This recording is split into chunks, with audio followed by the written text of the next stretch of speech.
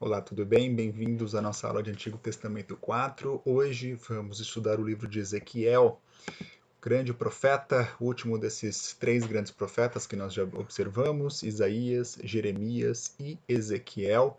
A partir da próxima aula nós vamos já explorar os profetas menores de uma maneira mais rápida, evidentemente. Lembrando que o livro de Daniel, ele não se encontra na seção dos profetas da Bíblia hebraica, mas se encontra nos escritos. Daniel é visto não apenas como profeta, mas como sábio também. Então, tem essa questão sapiencial.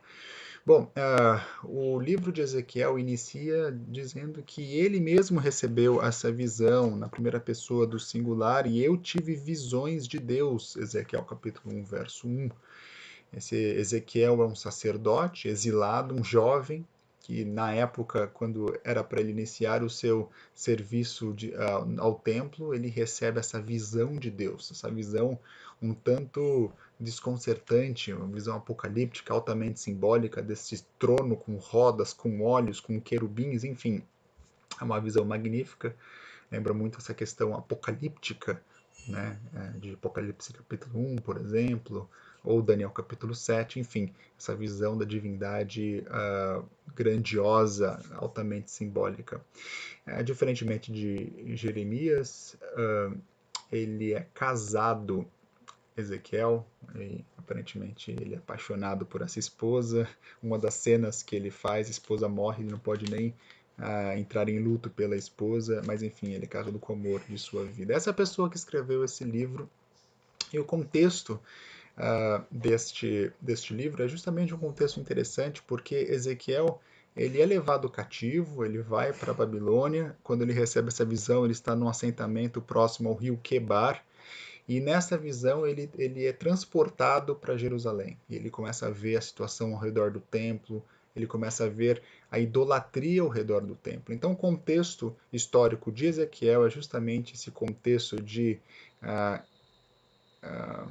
cativeiro, né, decorrente por idolatria. A gente vê essa idolatria sendo os pecados de Manassés, Manassés sendo esse indivíduo, este rei mau, que matou Isaías, inclusive. E agora, mesmo embora Josias, que é neto de Manassés, tenha feito uma reforma, essa reforma não é o suficiente. Ali o decreto do juízo de Deus já havia sido realizado, né? E agora nós temos essa, essa, essa tensão que está acontecendo, justamente essa questão entre o Egito ao sul, entre a Síria ao norte, e agora um novo poder surgindo, que é esse poder neobabilônico, que a princípio tinha feito alianças, né, com os medos, e agora eles vão começar a conquistar, sendo o novo poder na região.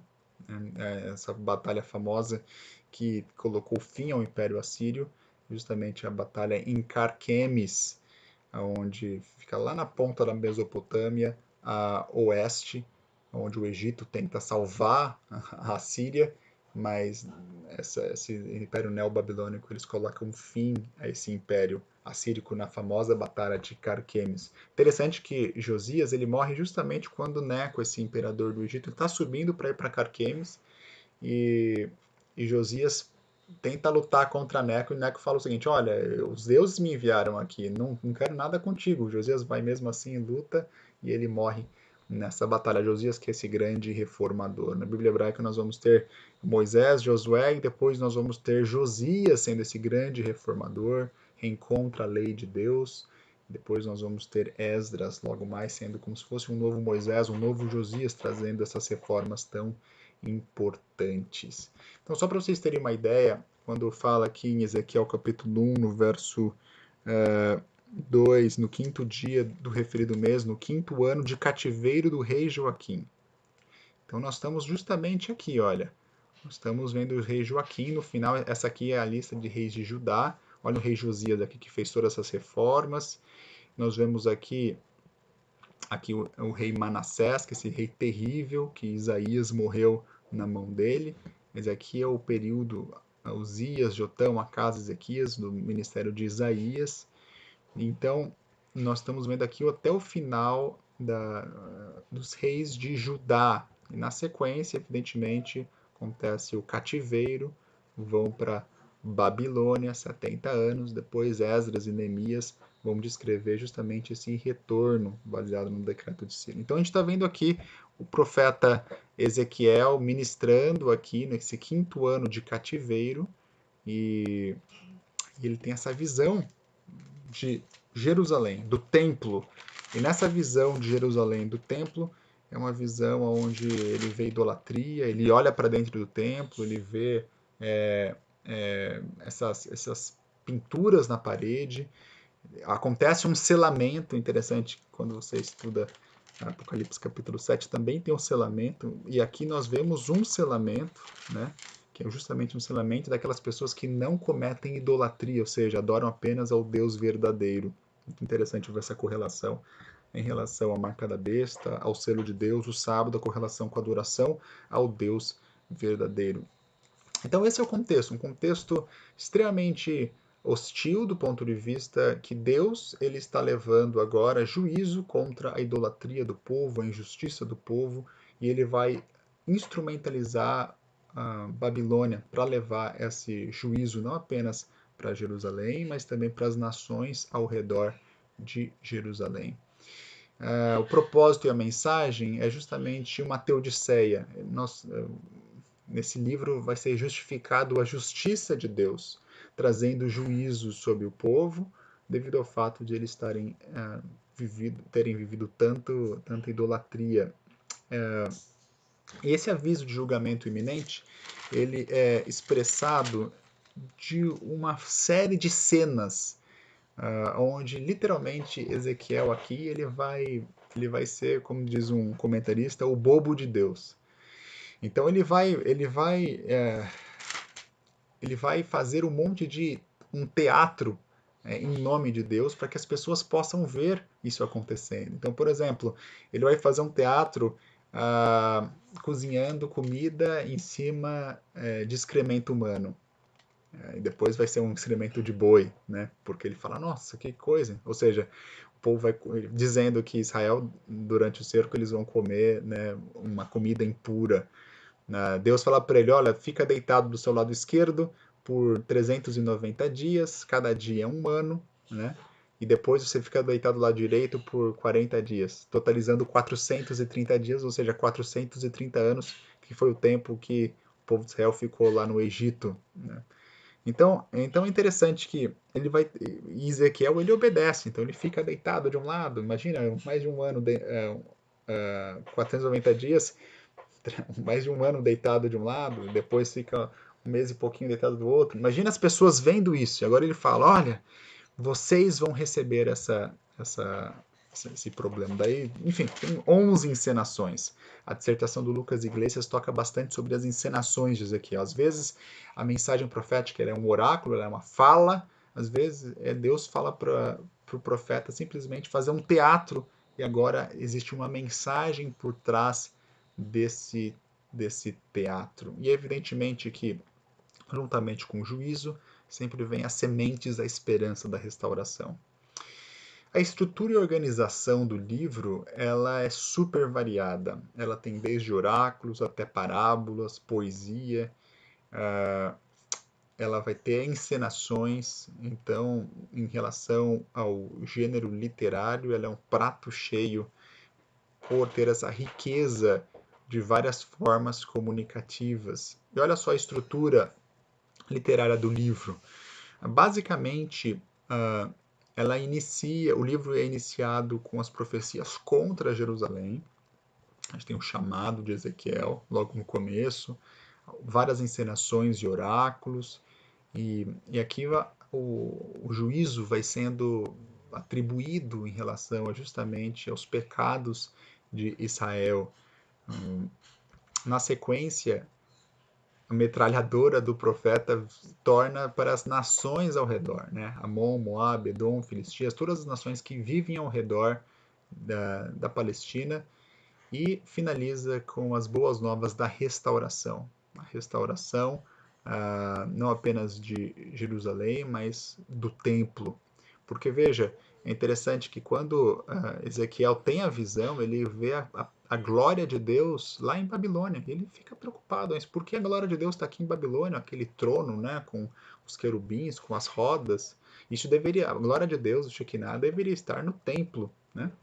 Mas a gente vê lá em Ezequiel 9, 11, que essa glória de Deus, antes da destruição de Jerusalém, ela se retira do templo.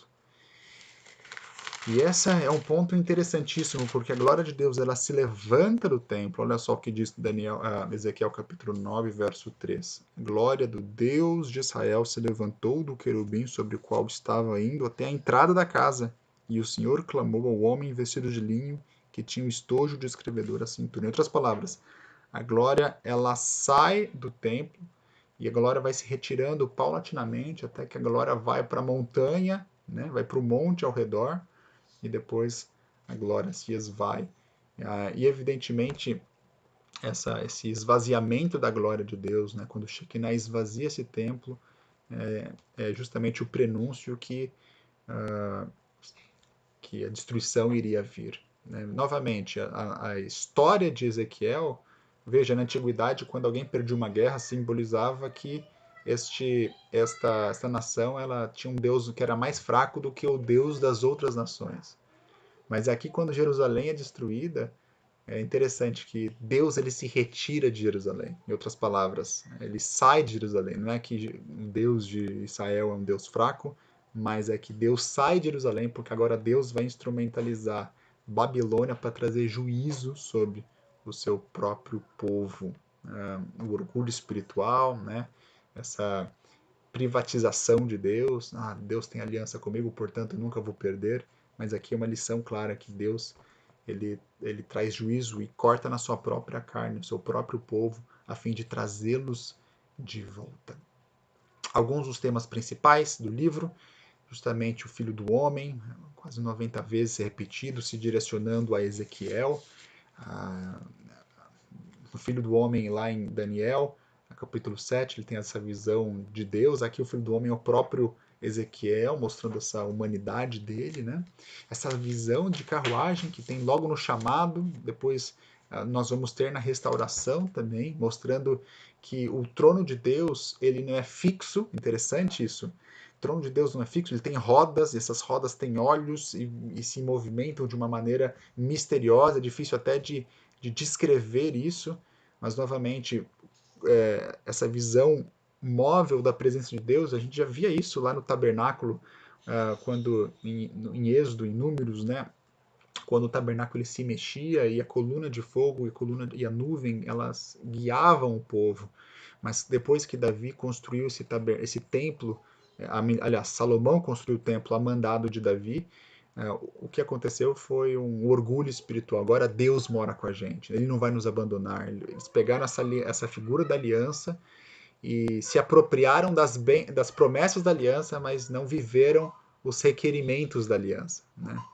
E agora essa visão do trono de Deus, do kavod, né, da glória de Deus, ela é móvel e se retira deste templo, desse espaço. Né? E aqui nós temos uma introdução justamente a essa literatura apocalíptica que nós vamos ver no livro de Daniel, no livro de Apocalipse, e nós vemos bastante isso, principalmente em toda a literatura judaica apocalíptica que acabou se desenvolvendo nesse período de exílio e do exílio em diante, eu quero dizer.